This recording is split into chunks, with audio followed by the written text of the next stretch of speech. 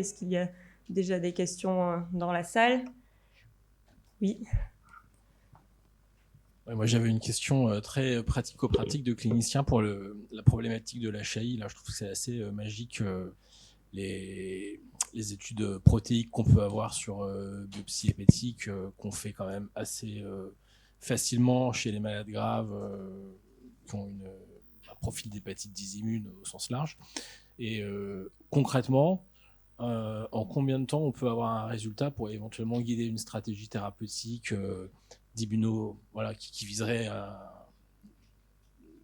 une voie ciblant, parce qu'on dispose quand même d'outils qui permettent de cibler différents pathways immunologiques, quoi.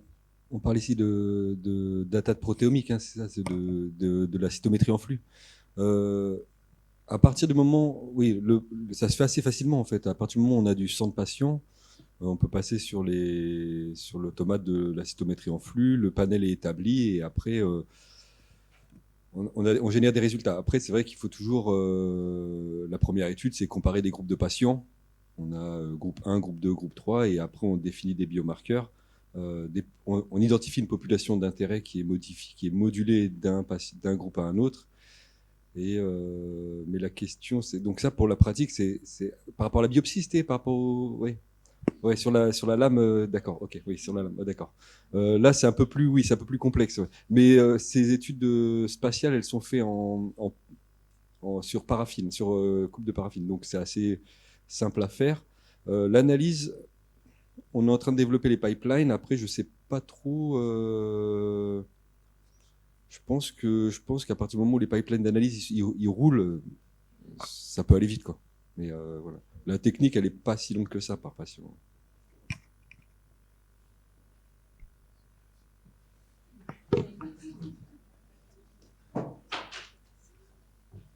Merci beaucoup pour les présentations. Sur le foie, tu nous disais qu'il fallait du foie congelé, mais sur le foie en formol, on peut faire du single cell RNA sec aussi, non? Donc, pourquoi on ne regarde pas les populations de lymphocytes sur le foie, sur les biopsies fixées?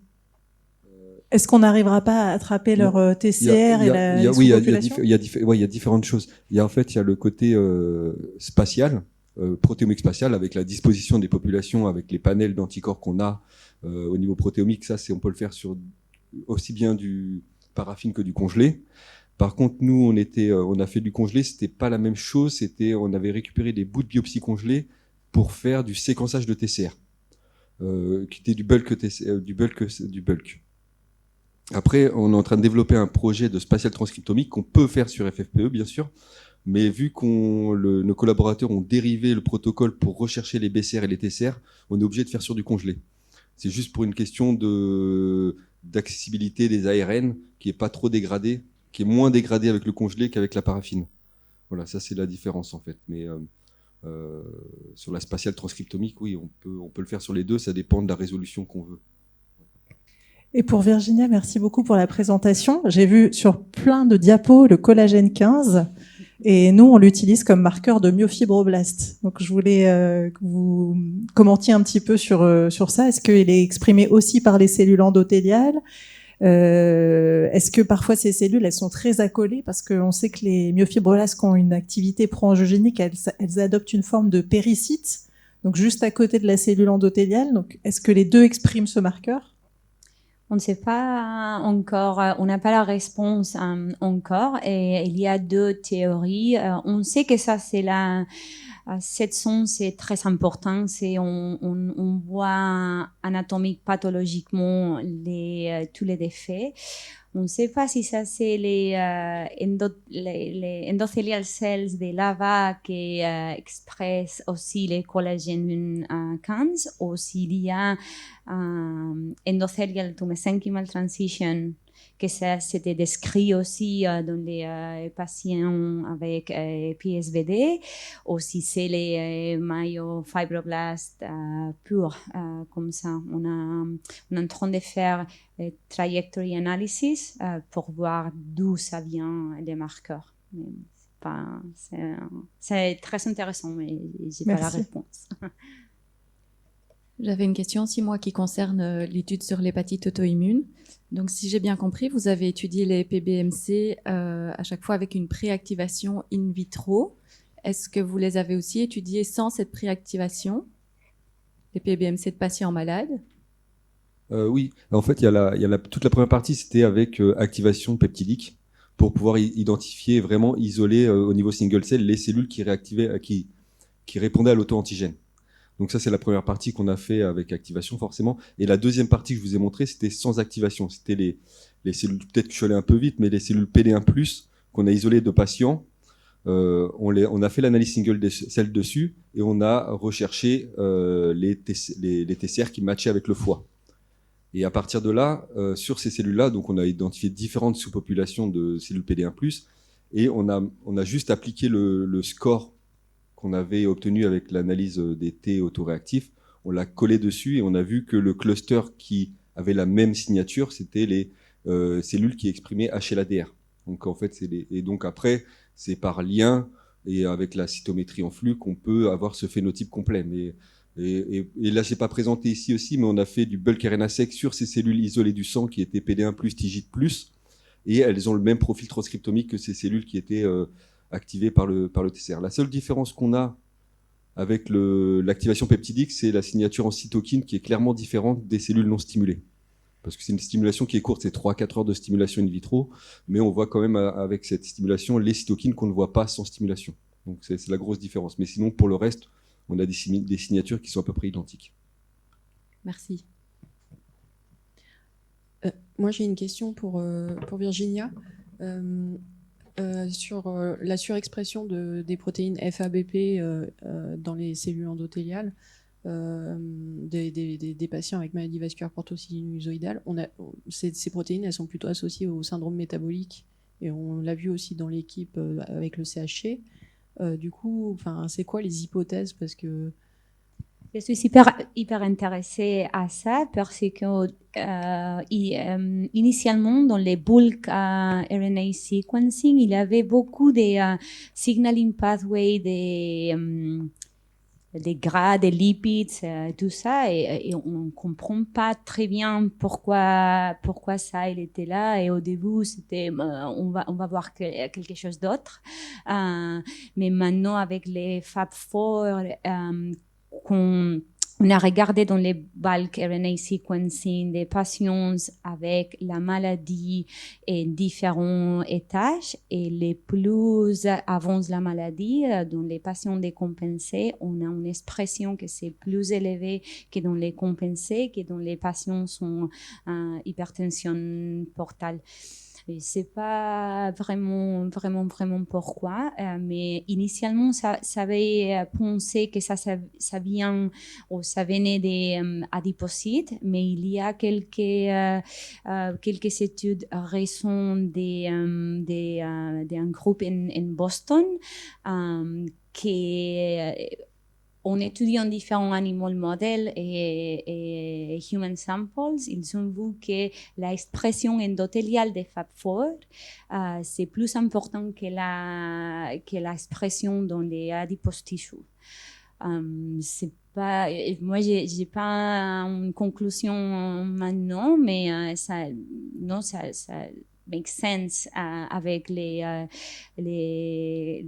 bulk RNA sequencing et les single cell, mais je ne sais pas pourquoi les lipides ils sont très importants, mais probablement ils sont importants aussi pour la maladie vasculaire. Oui. Moi, j'ai une question un peu pour vous trois, un peu encore de béotienne. On a quand même, dans nos différentes maladies rares du foie, des overlaps entre, en particulier, les maladies auto-immunes et les maladies vasculaires du foie. Et du coup, quand on fait du single cell comme ça, on cible une population qu'on a envie de cibler au départ. Et est-ce qu'on ne va pas passer à côté? Enfin, c'est quoi l'avenir pour ça, pour mieux comprendre cette partie-là?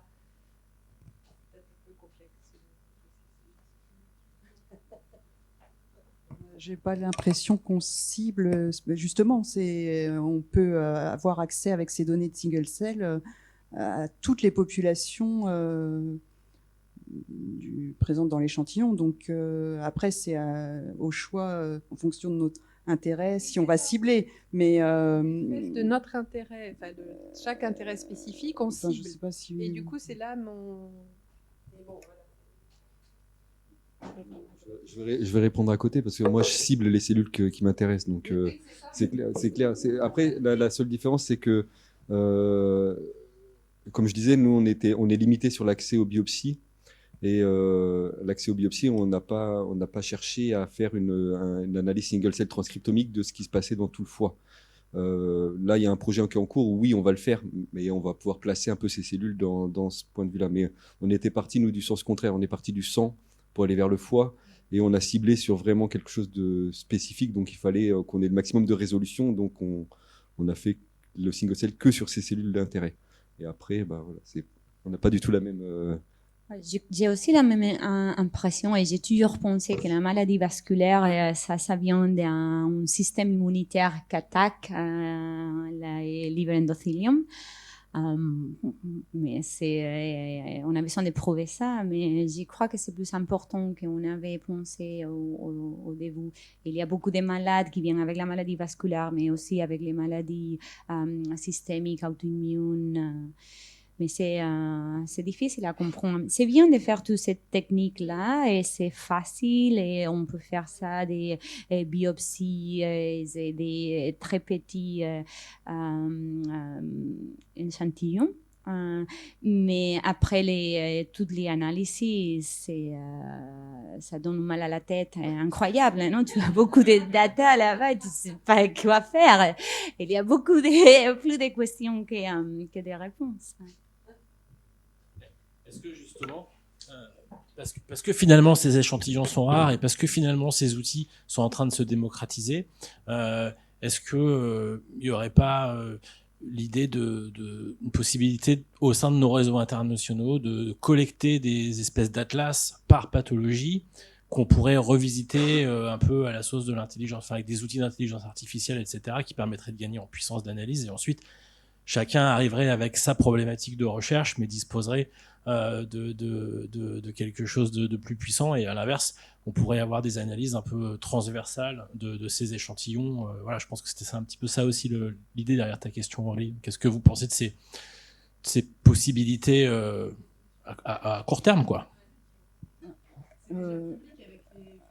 Oui, c'est déjà public. Après, l'idée de collecter toutes ces informations, c'est d'homogénéiser aussi la façon dont on récupère les datas, parce que en fait, on sait qu'il y a certaines cellules qui vont être sensibles à des méthodes de digestion et d'isolement, qui vont peut-être on va perdre les données si on n'homogénise pas la façon d'obtenir les datas. C'est vrai qu'il y a déjà beaucoup de choses qui sont publiques, et maintenant on voit des études où ils disent qu'ils ont fait du single cell, mais en fait, ils ont utilisé les données publiques pour aller analyser ce qu'ils voulaient analyser dans cette étude, en fait. Et c'est aussi vrai que ça change très vite, non? Toutes les technologies et tout ça, et quand tu apprends quelques trucs, maintenant il y a une autre technologie qui sont plus très et meilleure pour faire ci, pour faire ça. Ça évolue très très rapidement. C'est compliqué de comparer quelquefois les résultats. C'est comme disait, les datas, ils sont accessibles. Il y a beaucoup de data accessibles sur la cholangite sclérosante primitive, sur la CBP aussi, en single cell, en spatial transcriptomique. Après, et chaque papier va tourner son histoire dans son sens. Mais après, c'est comment on récupère ces données-là et comment on les exploite et les analyser. Ça, c'est un gros travail derrière. Ça, je pense que y a des choses qui sont assez simples à faire. Nous, on a fait des scores. C'est-à-dire on récupère les top gènes et on les applique. Ça, c'est assez facile à faire.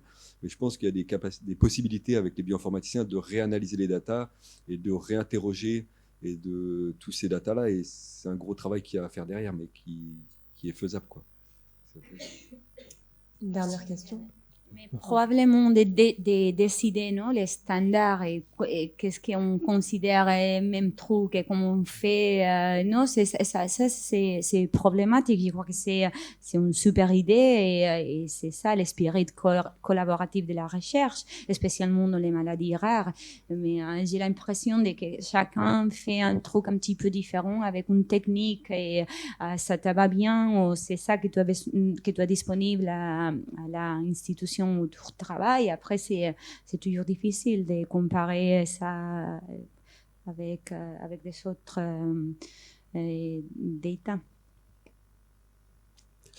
Merci beaucoup pour les 3 présentations. Juste pour rebondir sur le dernier point, sur les bases de données, c'est un petit peu difficile parfois sur les bases de données de single cell public où là je repense on a travaillé un peu sur les cellules endothéliales dans le CHC où on a repris des bases de données de single cell et on se rendait compte que le single cell de fois normal pour voir vraiment de la cellule endothéliale normale, parfois il y avait des cas en voyant la lame où c'était des cas de fois complètement déportalisés MVPS et c'était 10 fois normal.